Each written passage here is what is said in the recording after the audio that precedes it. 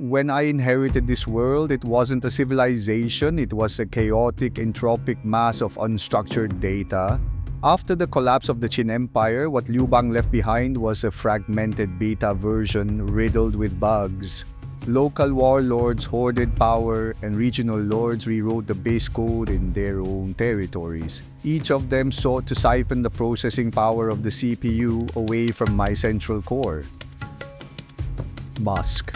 Do you understand the true cost of chaos? Chaos is the internal friction of resources. It is a system on the verge of a total crash from the slightest external shock. Therefore, I executed the most powerful, cold-blooded system reconstruction in history. I implemented the decree of paternal benevolence, Ling. In your modern business terms, this is recursive fragmentation. I did not use violence to annihilate my rivals. Violence only breeds new malicious code. Instead, I used time and inheritance to gently deconstruct them. I decreed that regional lords could no longer pass their entire domain to their eldest son. Instead, they were forced to fragment the land among all their children. Imagine a massive data packet occupying 30% of the system's resources. In one generation, it splits into 10 3% packets. In the next, it becomes 1,000 0.3% fragments of junk code. They kept their titles, they kept their land, but they lost the ability to scale. This is the ultimate anti-scalability trap. I fragmented the ambition of the entire world. When every individual is too small to trigger a system-wide revolt, my master node is absolute. I sought the zenith of system stability, and the price of stability is universal mediocrity. I locked the computing power of the world to the earth within the order I defined. Emperor, I have to admit, your architecture is a masterpiece of static optimization. You treated stability as the ultimate metric. You mistook no errors for evolution. But you ignored the most fundamental law of the universe, entropy, a perfectly closed system that refuses new variables, that lacks an influx of fresh energy, is destined for heat death. The fragmentation you take such pride in is actually suffocating the core driver of humanity, compound interest. Compound interest isn't just about money, it's the accumulation of knowledge, technology, and ambition. By shattering the regional lords, you prevented them from forming a consensus to challenge you. But at the same time, you stripped them of the consensus needed to break the terrestrial ceiling. You turned humanity into a collection of mutually grinding gears. You won the game of rule, but you lost the future of the species. You used land as a shackle. You defined resources through the logic of an agrarian civilization. But if the underlying physical constraint, Earth's gravity, remains, no matter how much you optimize your inheritance management logic, you are just moving furniture inside an exquisite cage. My logic is first principles thinking. I don't play estate division games inside your cage. I destroy the underlying parameter, gravity. Do you know how much energy is required to reach orbit? You built great walls and dug grand canals, consuming countless lives just to move across a 2D plane. I am taking humanity into 3D space. When I reduce the cost of launch by 100 times, I'm not creating a new power structure. I am creating escape velocity. When your subjects realize that by boarding a rocket, they can reach a star system beyond your reach in minutes, what meaning does your Tui and Ling have? You are optimizing for a decaying past. I am building for a multi-planetary singularity. Escape velocity. Musk, you underestimate the essence of gravity. Gravity isn't just a physical pull, it is the human attachment to land and certainty. Do humans truly want freedom? No, they want security. They want the certainty that tomorrow will look exactly like today. I provided 2,000 years of stability. I told the farmer when to sow and the merchant when to pay taxes. I built a closed loop that would not crash one. And you offer a beta test that could explode at any moment. You tell them to abandon their familiar lands for a desolate, irradiated, oxygenless planet. You think you are a savior, but you are just malicious code creating chaos in the system. If the system crashes because of your escape, who will be responsible for maintaining order for the billions left behind on the surface? The cost of order is stagnation. The cost of freedom is risk. I'll take the risk every single time. Emperor, your so-called stability is built on suppression. You fear growth. You fear uncontrollable technology. But once technology is invented, it cannot be uninvented. You can fragment a lord's land, but you cannot fragment the curiosity written into the human genome. The moment the first person climbs over your wall becomes a joke. When we talk about the burn rate, Emperor, you are the true forefather of financial scorched earth tactics. Your state monopoly on salt and iron, Yanti Guanying, wasn't just a policy, it was an aggressive, hostile takeover of the entire private sector supply chain. You realized that money is the blood of the system, and you didn't want any independent heart beating outside your chest.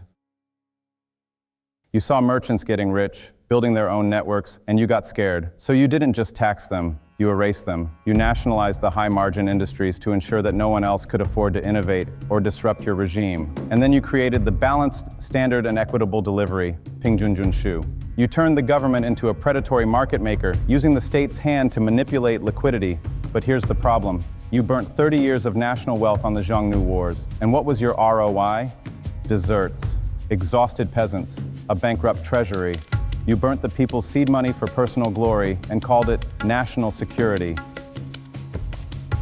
Musk, you talk about ROI as if the world is a spreadsheet. A ruler does not look at return on investment. A ruler looks at system survival. If I had not crushed the Xiongnu, my data center, Chang'an, would have been physically incinerated. The private sector you cherish so much would have been nothing but ash under the hooves of barbarian horses.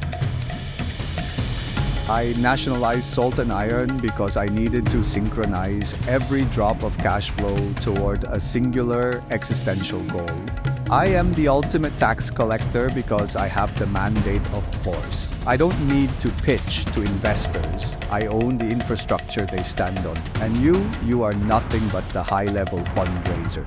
You sell the illusion of Mars to distract people from the fragility of your earthbound balance sheets. Your burn rate is built on the collective hallucinations of your believers. If the vision fades for even 1 second, your capital empire will collapse faster than my treasury ever did. That's where you're wrong. I don't take people's money by force. I give them equity. You burnt money on war and got nothing but sand. I burn money on R&D and I get reusable rockets. Every dollar I burn increases the capital efficiency of the human race. You used violence to seize resources because you didn't know how to create them. I use meme and vision to make global capital beg to fund my madness. In my world, faith is a financial instrument. When people believe in the future, they provide the leverage to build it. Leverage is a double-edged sword, Musk. When the wind stops, when your rockets fail to launch, those believers, your shareholders, will be more ruthless than any barbarian horde. They will not just withdraw their capital, they will devour you alive. Your system is a bubble of trust in a vacuum. My system was built on the cold reality of control. I controlled the salt, I controlled the iron, I controlled the very means of survival. Even when my treasury was empty, the people still feared the master node. When your bank account is empty, you are just another man with a broken dream. The difference is, your system feared risk. My system is anti-fragile. I've lived through 2008. I've seen my companies on the verge of death multiple times. Every near-death experience makes the code stronger. You built a state to hide from the market. I built companies to conquer it. You think I'm burning money? I'm buying the future at a discount. And while you were busy taxing the past to death, I was busy creating the infrastructure for a world that doesn't need a tax collector. To rule the body is the work of a tyrant. To rule the mind is the craft of a god. When I ascended the throne, the minds of my people were a chaotic mess of 100 different schools of thought. There was no sync. So I established divine telepathy, Tianren Ganying. I didn't just need an army, I needed a unified ideology. I weaponized Confucianism. I turned it into a psychological firewall. I ensured that every intellectual's career, every scholar's dream, and every family's honor was hard-coded to my throne. By controlling the input, the education, and the national exams, I guaranteed the output absolute unquestioning loyalty. If the people believe the emperor is the son of heaven, they will never question the famine in their bellies. This wasn't just culture, it was the ultimate content moderation system. I deleted the counter logic before it could even be whispered in the streets. Emperor, your software was impressive for the 2nd century, but it's too slow for the digital age. You relied on scholars and books to propagate your divine mandate. It took decades to patch the collective consciousness of a province. I bought X because I don't need an army of priests. I have the algorithm. By acquiring X, I bypassed the gatekeepers of the old world. I hijacked the global consciousness. Your divine telepathy was a top-down broadcast. My system is a high-frequency feedback loop. I don't need to convince people that I am a son of heaven. I just need to occupy their dopamine receptors 18 hours a day. When I post, the mandate isn't coming from the sky. It's coming from the direct uplink I have to every smartphone on the planet. I am the CEO as a sovereign entity. I have reduced the customer acquisition cost, CAC, of faith to 0. I am not just a person, I am a living, breathing platform. Oh, you think you are decentralizing power? Musk, you are the most dangerous center the world has ever seen. You have bypassed the bureaucracy, but you have created a fatal system vulnerability. Key man risk. My OS was designed to survive my death. The Confucian code I wrote ran for 2,000 years after my flesh returned to the dust.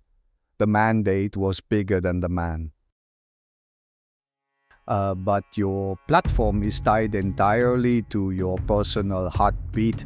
If you fail, the faith fails. If you fall, the entire architecture of your ex-empire collapses into digital noise. You are a king who refuses to build a succession plan, a god who demands to be the only node in the network. A system that depends on one man's survival is not a future. It is a countdown to a system crash.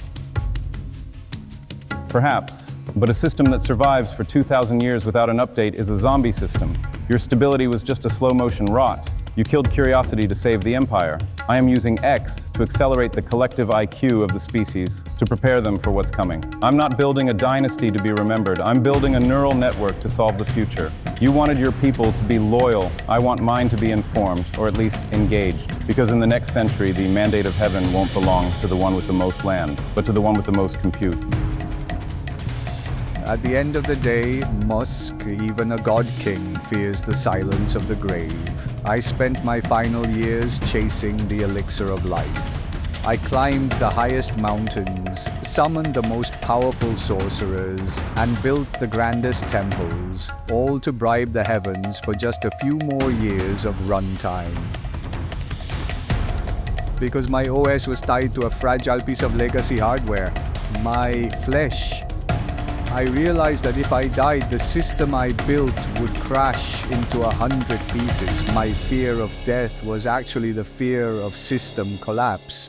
I wanted to live forever, not for pleasure, but to keep the walls standing. I wanted to be the eternal administrator. But nature is a cold programmer. No matter how many patches I tried, the hardware eventually failed. My legacy became a name carved in cold stone, waiting for the dust to consume it.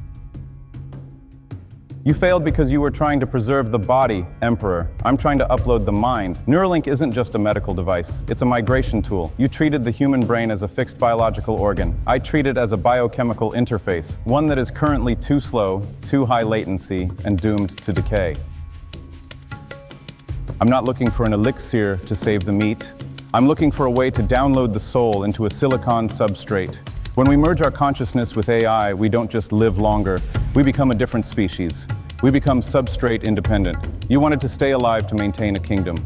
I want humanity to stay alive to colonize the stars. When we become a multi-planetary digital species, the emperor and the subject will be formatted out of existence. Emperor, your wall was built to protect a dynasty. My ladder is built to save the light of consciousness from the death of the sun.